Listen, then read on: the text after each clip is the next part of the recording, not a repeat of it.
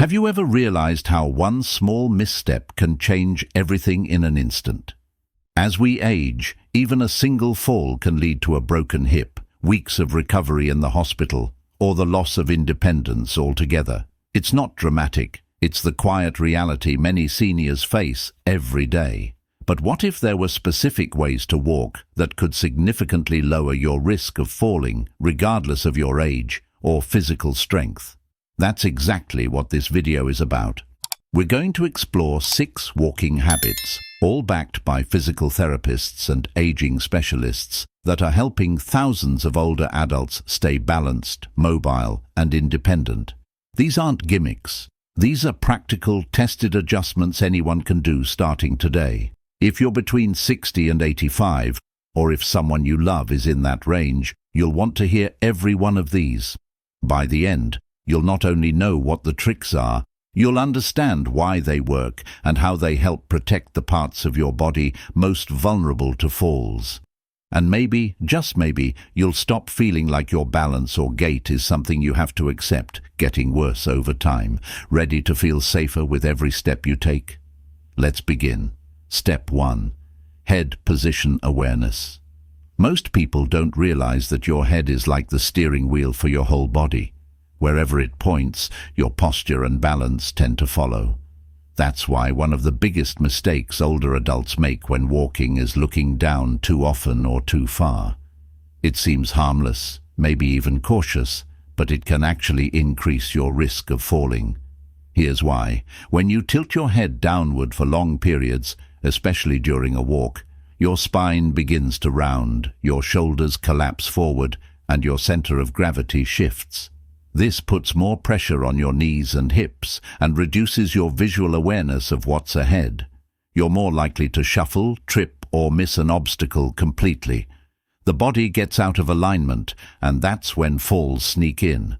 Now, I'm not saying don't look down at all. Of course, you should be aware of your surroundings. But there's a trick that experienced walkers and therapists recommend: the 20-80 rule. Keep your eyes forward 80% of the time, looking about 10 to 15 feet ahead, and glance downward the remaining 20%. This keeps your posture upright, your balance sharper, and gives you time to respond to hazards. Ellen, a 76-year-old retired librarian from Arizona, used to feel wobbly every time she walked down her driveway. Her son noticed she was always looking down at her feet, so he brought it up with her physical therapist. The therapist taught her to lift her chin slightly and focus ahead instead of below. Within 2 weeks, Ellen said her walks felt smoother, and the stiffness in her neck and shoulders even started to ease. She hadn't realized how much tension came from simply where she was looking. This adjustment is small but powerful because it's not just about seeing, it's about how your body stacks itself around your vision. When the head is aligned, your spine follows. Your core activates, and your whole walking frame becomes more stable. That's the goal. Not just avoiding a fall, but walking in a way that supports your entire body with every step. If you've ever felt unsure while walking or find yourself watching the ground more than what's ahead, take this seriously. Adjust your head. Let your gaze lead you, not your fear. Sometimes the most powerful changes start with something as simple as where we look. Step 2. Arm swing rhythm. One of the most underrated tools for stability while walking isn't in your legs, it's in your arms. When you stop using your arms or let them dangle stiffly by your sides, you're quietly removing one of the body's built-in balance stabilizers. And as we age, we need every bit of balance support we can get. Think of arm swing as your body's natural counterweight system. When your right leg steps forward, your left arm swings forward, and vice versa. This crossing motion helps keep your center of gravity balanced with each stride. It's not just about rhythm, it's about redistributing momentum so you don't feel like you're tipping to one side. But here's the issue: many older adults begin to restrict their arm swing without even noticing it. Sometimes it's from arthritis in the shoulders. Other times it's because they're carrying something in one hand all the time. But the most common reason, subconscious fear of falling. We get stiff, we clench, and that stiffness throws everything off. Take Joseph, for instance. Since he's 81 and lives alone in a small town in Oregon, he told me he started using a cane after a minor fall last year. But instead of improving, his balance seemed to get worse. When I asked him how he was walking, he admitted his right arm wasn't moving anymore. It just clutched the cane. His therapist showed him how to alternate cane use with intentional arm swing exercises. That alone made a massive difference. He says he hasn't stumbled once since making that change. So what's the fix for you? Simple. Arm awareness. Practice swinging your arms slightly as you walk, elbows relaxed, hands unclenched. You don't need to exaggerate the movement like a speed walker, but you do want a gentle, natural rhythm. Some folks even count their steps with their arm swings to make sure the motion is symmetrical on both sides. And if one arm doesn't move well due to a past injury or stiffness, do what you can with the other side. Even a single active arm helps anchor your momentum better than none. If you're still watching this video and finding these insights valuable, please comment number 2 below to let me know you're here. And if you haven't subscribed yet, I recommend you subscribe and turn on the bell so you don't miss any videos. Your support helps us continue creating good content to inform and inspire you. Now let's move forward. Step 3. Heel-to-toe landing. When it comes to safe walking, the way your foot lands can be the difference between staying upright or suddenly going down. And believe it or not, many older adults shift into a flat-footed or toe-first pattern that quietly erodes their stability over time. Let me explain what's actually supposed to happen. A proper walking step begins with your heel making contact first, then rolling through the foot to the ball and toes, which push you into your next step. This heel-to-toe motion does more than just look smooth. It absorbs shock, keeps your stride aligned, and prevents your toes from catching on the ground. But here's what starts happening with age. Joint stiffness, especially in the ankles or hips, makes people hesitant to land on their heels. Fear of pain or falling causes us to shuffle instead. And shuffling, while it feels safer, is ironically one of the biggest contributors to trips, toe stubs, and awkward missteps. Take Doris, 76, who lives with her daughter in Michigan. She had fallen twice in the kitchen, both times tripping over nothing. When her granddaughter asked her to walk across the room for a video call with her doctor, they realized she was walking almost entirely flat-footed. After a few weeks of consciously practicing heel-first walking while holding onto a counter, her stride not only improved, but she said her knees even started feeling better. Why? Because her muscles were engaging the way they were meant to. When you use your heel first, your calf muscles activate, your hips shift properly, and your whole leg works in sequence like a well-oiled machine. So here's a tip. When you walk, try focusing on feeling your heel touch first. It doesn't have to be exaggerated, just natural and soft. Some folks place a small towel on the floor and walk barefoot across it slowly, feeling that heel-to-toe roll with each step. It trains your nervous system to fire in the right order again. And don't worry if it feels strange at first. Your body is relearning something it already knew for decades. It just needs a reminder. The more you practice, the more natural it becomes. And once that pattern returns, your risk of falling drops significantly, without you even realizing why. Step 4. The power of small steps. One of the most underestimated tricks for preventing falls is this: take shorter steps. It might sound too simple to matter, but the size of your step plays a huge role in how balanced you stay while walking. Longer strides might feel more natural, because that's how many of us used to walk in our younger years. But after a certain age, especially past 70, those longer steps become risky without us even realizing it. When you reach too far with your front foot, your center of gravity shifts too far behind you. That puts stress on your knees, throws off your hip alignment, and actually slows your reaction time if something goes wrong, like a loose rug, an uneven sidewalk, or a sudden dizzy spell. On the flip side, shorter steps help keep your weight directly over your feet. That gives you better control, quicker reactions, and a firmer connection to the ground. It also keeps your upper body steadier, which your inner ear and balance system love. Think about how a toddler walks when they're learning. Tiny steps, arms out, always close to the ground.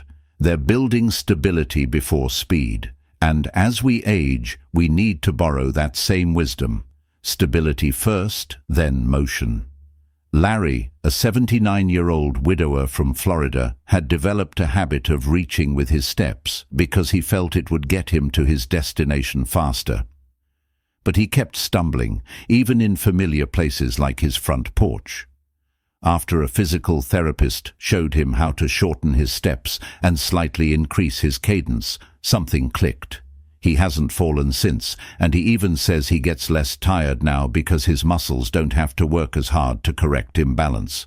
Here's a little trick. Walk while counting your steps per 10 seconds on a flat surface.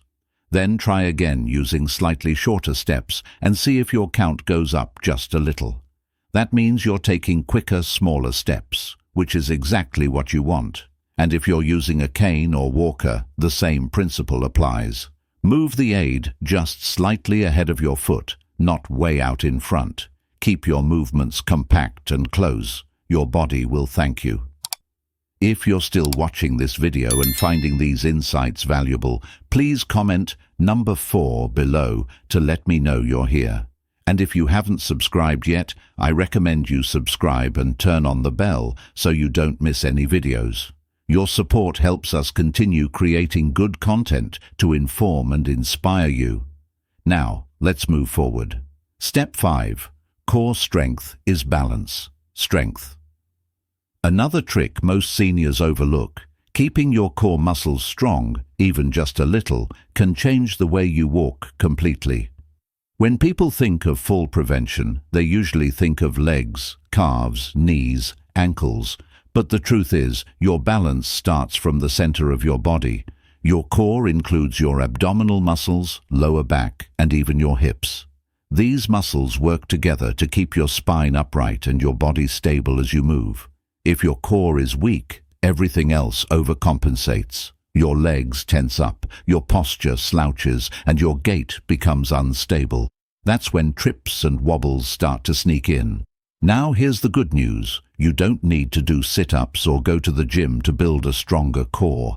There are simpler, gentler ways that work especially well for seniors. Try this. While standing near a countertop or sturdy chair, gently lift one foot just a couple of inches off the floor. Hold for 5 seconds, then switch. Do this a few times a day. This tiny action wakes up your core muscles and tells your brain, we're working on balance now. You can also tighten your stomach muscles slightly while brushing your teeth or walking down the hall. Just pulling in your belly button toward your spine for a few seconds activates that entire region.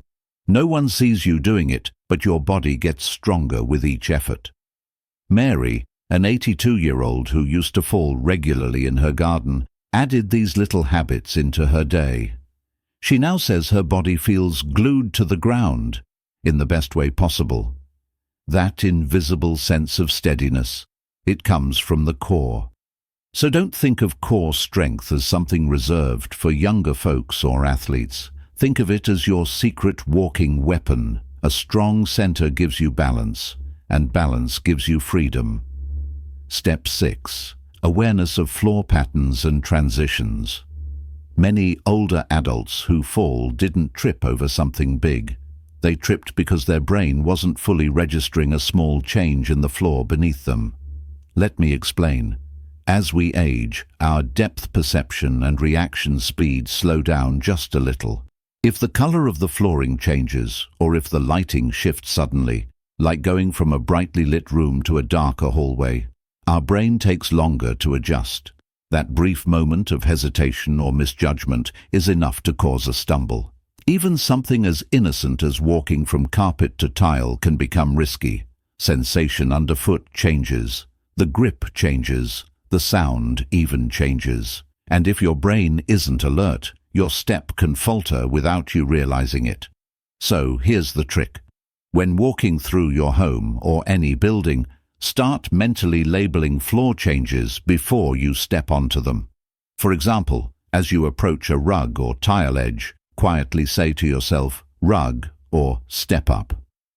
It brings your focus back to your body and surroundings, like flipping a switch that turns on your awareness. It may sound silly, but this simple habit saved a man named Alan, 78, from a nasty fall in his kitchen. He started saying tile every time he walked into the room, and one day, when the floor was damp, that one word made him slow down just enough to avoid slipping. Also, be wary of high-gloss floors. They might look clean, but reflections can mess with depth perception, especially under overhead lighting. If your brain sees glare, your step may become unsure, even if the floor is actually flat. And for those who wear bifocals, remember, that slight shift in your lens can also warp how you see the ground. Always take an extra second when walking downstairs or curbs. That pause can save you weeks of recovery. If you're still watching this video and finding these insights valuable, please comment number 6 below to let me know you're here. And if you haven't subscribed yet, I recommend you subscribe and turn on the bell so you don't miss any videos. Your support helps us continue creating good content to inform and inspire you. Now let's move forward. Final thoughts. You know, one of the hardest things about getting older isn't just the physical changes, it's the fear that comes with them. The fear of falling, the fear of not being able to get back up. But here's something I want you to take with you today. You have far more power than you realize. Each of these 6 walking habits we talked about, every single one, is something you can start doing today. Not next month, not after you buy some fancy product. Right now, with your own 2 feet and a little awareness. And the truth is, when you make small changes like these, you don't just protect your body, you restore a piece of your confidence. That confidence makes you more independent. And independence, my friend, is one of the greatest gifts in our later years. So please, don't let the fear of falling steal your peace of mind. You can walk with strength. You can stay upright. You can be that example for someone else who's been feeling unsure, unsteady, or stuck at home. Now, I'd love to ask, did any of these tips surprise you? Have you tried one of them before? Or is there one you're curious to try tomorrow? Thank you for joining us today. We'd love to hear from you. Leave a comment below and share one thing you learned today and how you plan to use it in your life. We truly value your thoughts, so don't hesitate to share them in the comments. Hearing from you gives us the motivation and encouragement to keep going. If you found this video helpful, please like, subscribe, and share it with others. Your support makes it possible for us to keep creating meaningful content to inform and inspire you. Thank you for watching. We look forward to seeing you in the next video.